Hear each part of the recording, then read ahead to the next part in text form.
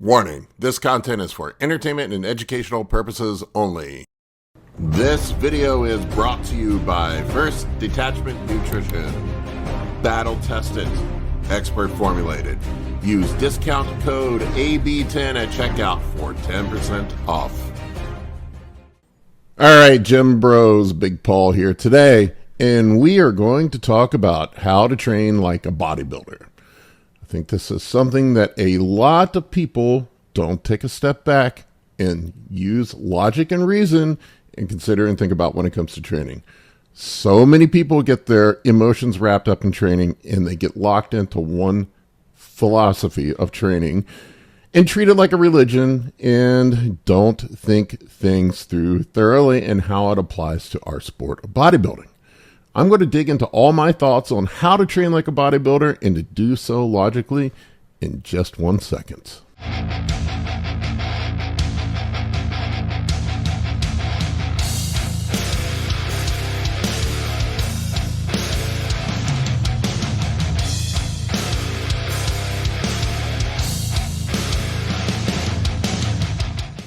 All right, so we're going to dig into this. People are very illogical and emotional when it comes to training, much like they are with diets. And there are certain dogmas with training. Bro, I got to train to failure. Bro, I got to be hardcore. Bro, I got to do low volume. Bro, I got to do high volume. And people don't take the time to step back and actually think through things logically and about what actually works to promote success in bodybuilding. It's a bit of a head scratcher for me. So first things first, we have to think about what our primary objective is in bodybuilding. And for me, that's real simple. We want to build a winning physique on the stage. It has to be balanced. It has to look great. We have to have the right amount of size for our class. We have to have the right amount of shape for our class. What works for men's physique guys might not work for an open class bodybuilder. So first and foremost, we have to build a winning physique on the stage, and then we peel back the layers of the onion from there. We go down and figure out a training system that's going to work to produce maximum results when we get on the stage. All right, Gym Bros, I'm going to interrupt this regularly scheduled broadcast to tell you about the new Science of HGH ebook by Kurt Havens. It is available on the Anabolic Bodybuilding website for download right now. There is a link in the video description below for the ebook if you want to pick it up. It is probably the most comprehensive ebook about performance enhancement use with HGH, over 100 pages of information with references, and it's awesome. Go check it out. When you're on the stage, a funny thing happens. The judges don't care whether you did HIIT training. The judges don't care whether you did German volume training. The judges don't care whether you did Arthur Jones style training or Dorian Yates training or Arnold Schwarzenegger's training. All they care about is what you look like on stage. So just throw all those philosophies in the trash, figure out what works for you, and start from there. Knowing you're a bodybuilder and training like a bodybuilder is very important. That's the first place to start. So many dudes can't figure out if they're a power lifter or if they're a CrossFitter, or they want to do a little bit of both. And what I have found is that you need to train specifically for your sport if you want to have maximum results. I don't understand why bodybuilders don't get this.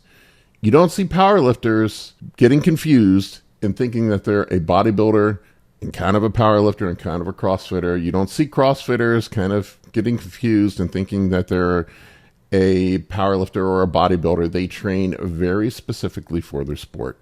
For me, it would be like training for soccer and then expecting to have success on the field as a football player. It makes zero sense. So doing your kettlebell swings, doing 1 rep maxes, doing all that stupid shit doesn't matter when you're a bodybuilder. The judges don't care when you get on the stage how much you lift. They don't care about your kettlebell swings. Most of that stuff is unproductive for bodybuilding, so why do it? You need to have training specificity if you want to have success in bodybuilder. So first and foremost, train like a bodybuilder. Now, what does training like a bodybuilder mean to me?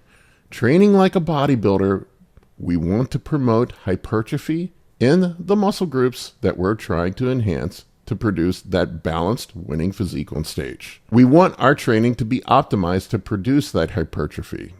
If we do anything other than that, it's inefficient.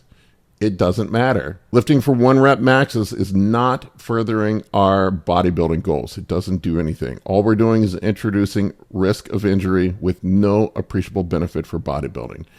I start with considering sarcoplasmic hypertrophy and myofibril hypertrophy and what we need to do to maximize both. And keep in mind that training for strength and training for hypertrophy are two very different things. Now, that's not to say as you get bigger, you're not going to be stronger, but our primary goal is not to increase strength. You'll see plenty of powerlifters that are super strong that aren't that big. I see dudes all the time in my gym that are deadlifting 600-700 pounds that really aren't that big, that would get their ass kicked on a bodybuilding stage.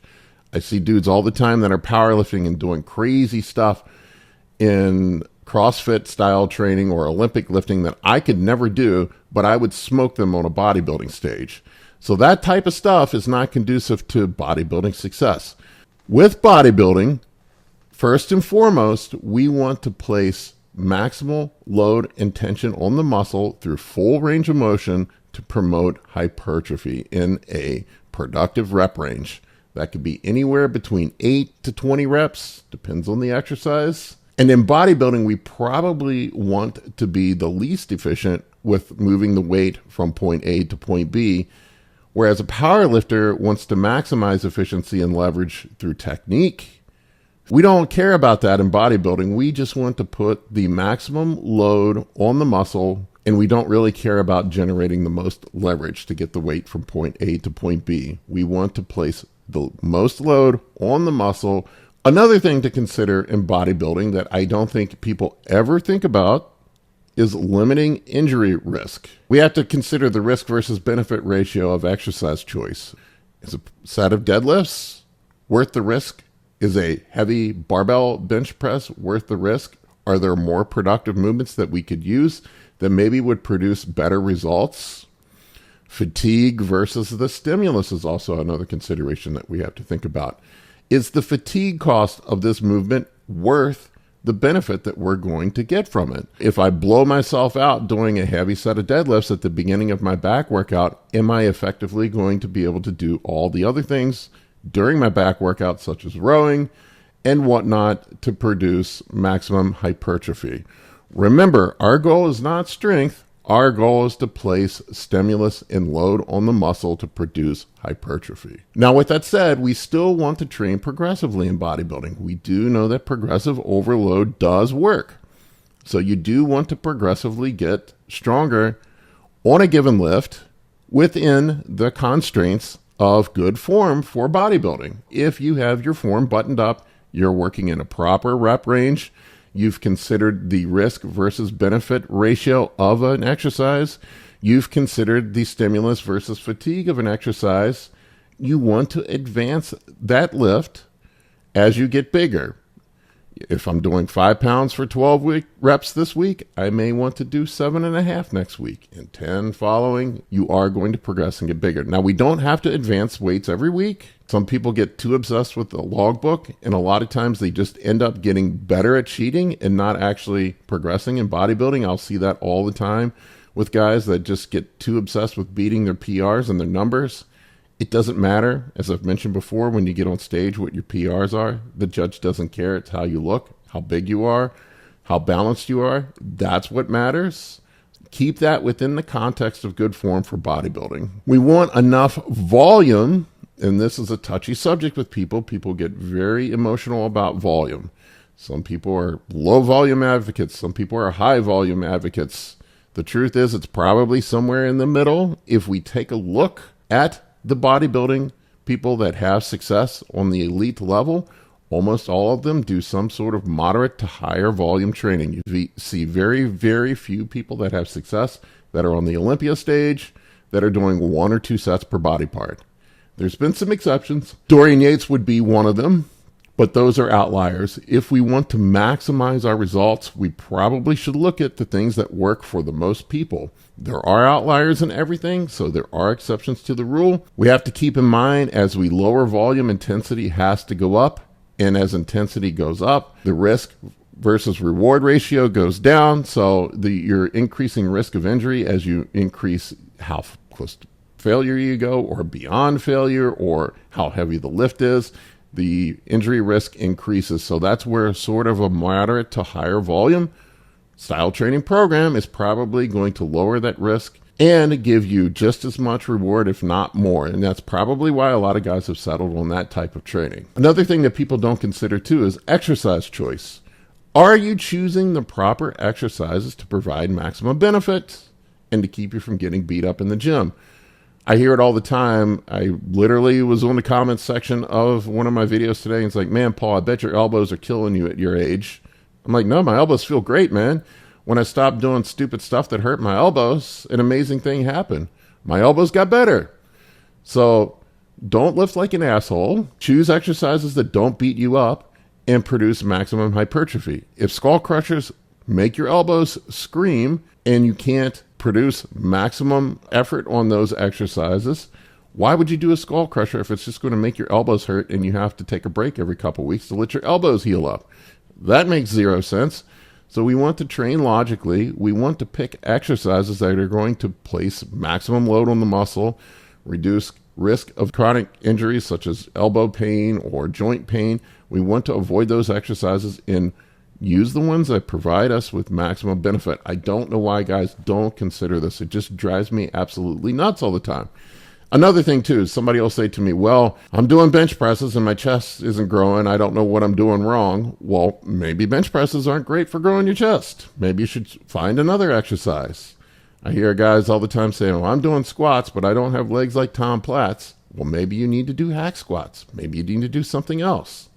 Find the exercises that work for you and give you maximum result, reduce risk of injury, reduce risk of chronic joint pain, and place maximum load on the muscle to produce hypertrophy. Matching your diet to your training style. This is another thing, or the other way around, matching your training style to your diet. This is another one that drives me nuts too. I get guys all the time that say, well, I'm eating a high-carb diet, I'm taking insulin, and it doesn't do shit for me. And then I find out they're doing some sort of HIIT training program where they're only doing 1 or 2 sets per body part at a very low rep range, doing like 5 or 6 reps. Well, that's probably why you're not getting a lot out of the insulin in the high-carb diet.